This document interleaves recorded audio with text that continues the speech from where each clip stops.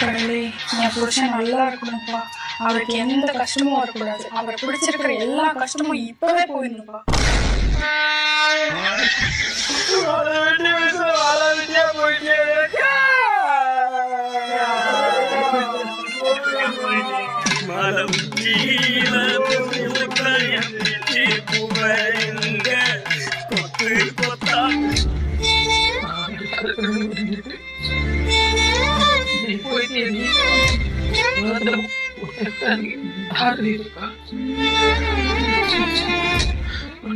என்ன பண்ணுவேன்